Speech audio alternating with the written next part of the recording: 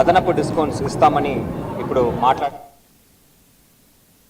నిజామాబాద్ జిల్లాలో ఉద్రిక్త వాతావరణం నెలకొంది. కేటీఆర్ వ్యాఖ్యలను ఖండిస్తూ సిపి కార్యాలయాన్ని కాంగ్రెస్ శ్రేణులు ముట్టడించాయి. దీంతో వారిని పోలీసులు అరెస్టు చేసి స్టేషన్ కు తరలించారు. సోషల్ మీడియాలో సీఎం రేవంత్ రెడ్డి కించపరిచే విధంగా కేటీఆర్ పోస్ట్ చేయడాన్ని ఎమ్మెల్సీ బల్మూరి వెంకట్ తీవ్రంగా ఖండించారు. కేటీఆర్ మీద పలు సెక్షన్ల కింద కేసు నమోదు చేయాలని ఆయన డిమాండ్ చేశారు.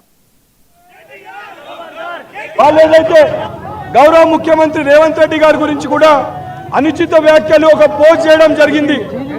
ఎన్నో సందర్భాల్లో దీని గురించి మేము పోలీస్ శాఖ కూడా కంప్లైంట్స్ ఇవ్వడం జరిగింది.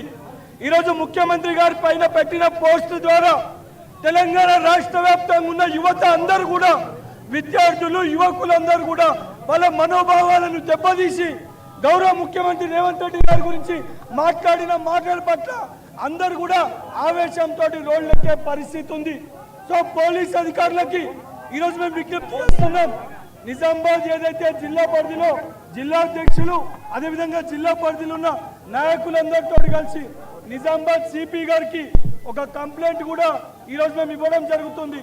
ఈ రకంగా ముఖ్యమంత్రి గారి పైన పోస్టులు పెట్టిన BRS party official social media handle, దీనికి సంపూర్ణ బాధ్యత ఆ party working president Kalvakuntla Taraka Ramarao పైన కఠినమైన సెక్షన్స్ పెట్టి ఆయన పైన చర్యలు తీసుకోవాలి.